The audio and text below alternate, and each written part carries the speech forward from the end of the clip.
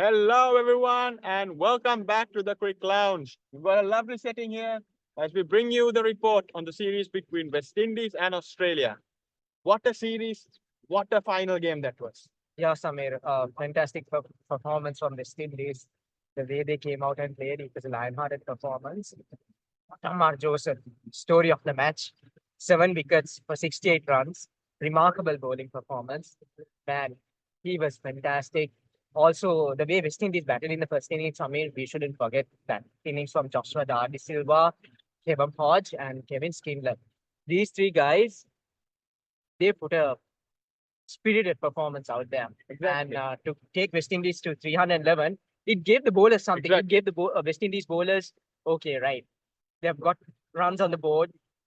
Go bowl out Australia for less than 300, and they got a lead as well. They restricted Australia to Yeah. 289. That's no mean feat. Exactly. First of all, scoring 311 against a full-fledged Australian bowling lineup. Stark, Cummins, Hazelwood, Lyon. And then you're restricting Australia. Steve Smith, Travis Head, Cameron Green, and Usman Khawaja, so many brilliant players to less than 300. Kemar Roach, Alzari Joseph in that first innings. Top class. And a word on Kemar Roach's longevity. He's a legend of West Indies cricket, Samir, and he loves the Test cricket format. And he's a man who wants to give it all. And when he gets to the field, he gives his 200%. Exactly. And I love his energy in the field. And he's always a big fighter for West Indies cricket.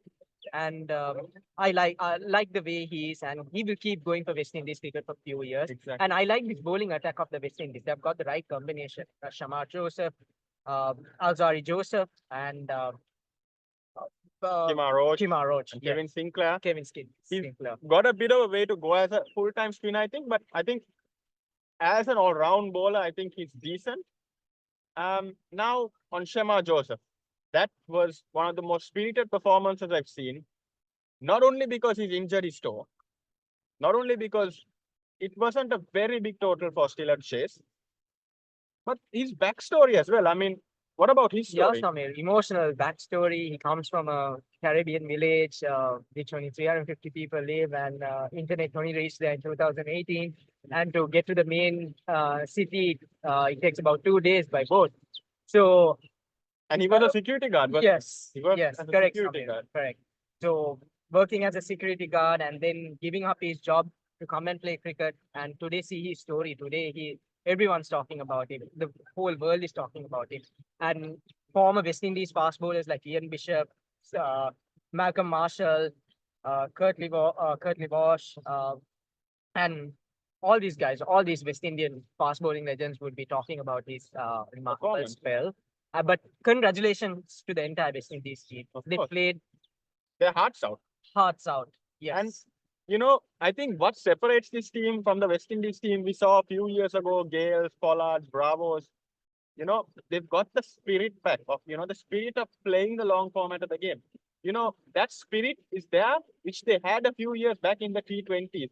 The enjoyment in their celebrations, the smiles on the faces, the intensity, it's there. And I think that is what's going to carry them a long way. And I do have a feeling that the success in the limited overs they've had, they've just beaten India and England in T20 series back to back. They beat England in an ODI series, and now they've tied Australia in a test series. All amazing achievements.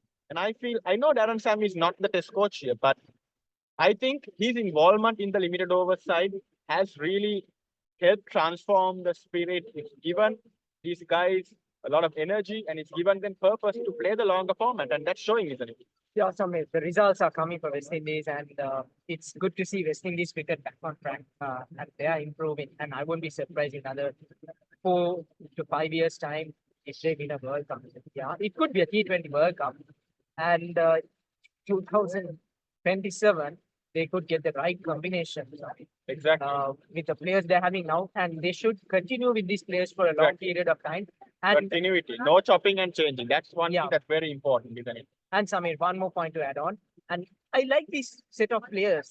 They are putting their country first. If you see the test team, these guys are hungry to play international cricket and test cricket. That's what I love. And this is what has been happening in the West Indies cricket a few years back. Players going and playing all sorts of leagues and, not playing for national. I think that's a big change. And I think that's with the spirit, like I said, if this, like you said, if the group of guys can remain together, they're going to have good things coming their way. Now, a word on Australia, because it is, of course, a series between West Indies and Australia. Where did it go wrong for them? Because in their book, this is a big disappointment. Yeah, Samir, it's like a big upset for them. Well, where did it go wrong? Very good question, Samir. I would say that first innings, when they were unable to get that lead, because it was a surprise, because normally when Australia is playing in Australia, they are always head of the game, Samir. And the record they have, the winning percentage which they have for Australia It's at home amazing. is absolutely fantastic. But unfortunately, I feel where Australia lost the trick was when they did not get that lead, and when West Indies put a lot of pressure on them. Fantastic performance from Shamar Joseph, Samir, and the entire West Indies team.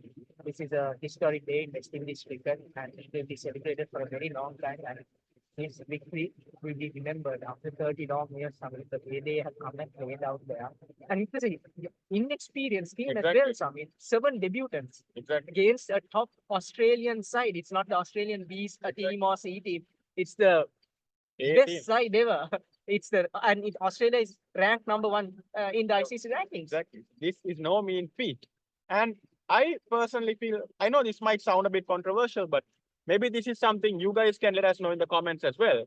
Do you guys think that Steve Smith was the right choice as opener? I mean, look, he scored 91 not out in the second innings, I think, but I feel he might lack the technique to be a long-term test opener. He's a brilliant player, unorthodox player. In his own right, makes tons of runs. But I feel he may not have the technique to open in England or in South Africa, in New Zealand, where the ball moves around a bit more. His bit moves around a lot in the crease. So what do you think on that? Well, Samir, they're trying to experiment and see how Steve Smith is playing in the opening position. Yeah, he scored a good knock of 91 runs, and it was a heroic effort from him. But unfortunately, the innings went in vain, Samir. So I would say that if he's not the right option, and if Australia wants to do a change in their opening slot, they should bring in Cameron Bancroft, which I would feel, he's that right person to open the. He's made a lot of runs in the Sheffield Shield recently, and there are a lot of options they had. They had Marcus Harris, Cameron Bancroft, Matthew Renshaw, who's also in the squad. So there are a lot of options, and I think, like you said, they're trying to experiment. Not more for Steve Smith, but it's more about how they can fit in Cameron Green into the side, I think. Yeah. So I guess it's an experiment, and you could say it's worked, but I guess you're going to have to see how it goes in the long run, don't you? A couple more series for Steve Smith, you think? True, Samir. Yeah, a couple of more games in the opening slot for him. And if he fails, then they're going to have to move him back down. They will move him back to 4. And we'll bring in Cameron Bancroft into the side, because he has been scoring a lot of runs in the Sheffield Shield, Samir, and he's someone who they have wanted to always have back in the team. What a story that would be! Cameron Bancroft coming back in to replace David Warner. That would be a good story, wouldn't it? Indeed, considering how his career has planned out. But well, that's about it, guys. Thank you very much for joining in. I hope you guys enjoyed the view, and I hope you guys enjoyed the review.